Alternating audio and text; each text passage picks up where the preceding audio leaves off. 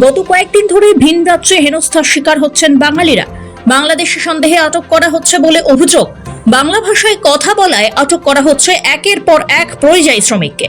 ওড়িশাতেও বাংলায় শ্রমিকদের হেনস্থার করার অভিযোগ উঠেছে, আর এই অভিযোগের মামলাও দায়ের হয়েছিল কলকাতা হাইকোর্টে। বুধবার কলকাতা হাইকোর্টে ছিল সেই মামলার শুনানিতে কলকাতা হাইকোর্টে তীব্র বিতর্কে জড়ালেন আইনজীবী কল্যাণ বন্দ্যোপাধ্যায় এবং ওড়িশা সরকারের অ্যাডভোকেট জেনারেল। বিচারপতি তপব্রত চক্রবর্তীর ডিভিশন বেঞ্চে চলছিল শুনানি। আদালতে কল্যাণ বন্দ্যোপাধ্যায় সওয়াল করে বলেন, ওড়িশায় প্রায় 400 জন বাঙালি আটকে রয়েছেন, তাদের প্রতি অবিচার হচ্ছে, বাঙালিদের হেনস্থা করা হচ্ছে। এ বিষয়ে আদালতের বিশেষ নজর প্রয়োজন। গোটা দেশে বাংলা ভাষা বললেই হেনস্থার শিকার হতে হচ্ছে। এরপরেই কল্যাণের বক্তব্যের তীব্র প্রতিবাদ করেন ওড়িশার অ্যাডভোকেট জেনারেল। তিনি সাফ জানান, ওড়িশা সরকার বাঙালি বিদ্বেষী নন।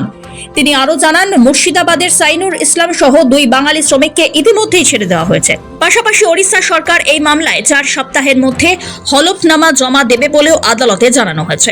হলফনামায় জানাতে হবে 2 শ্রমিককে আদৌ গ্রেপ্তার করা হয়েছিল কিনা এবং হেনস্থার অভিযোগ খতিয়ে দেখে ক্ষতিপূরণ প্রসঙ্গে কি সিদ্ধান্ত নেওয়া হয়েছে।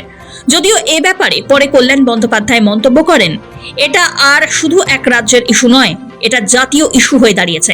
আগামী 29 আগস্ট মামলার পরবর্তী শুনানি। সেদিন ওড়িশা সরকারের অ্যাডভোকেট জেনারেলকে সশরীরে আদালতে হাজির থাকার নির্দেশ দিয়েছেন বিচারপতি। ব্যুরো রিপোর্ট, সময়, কলকাতা।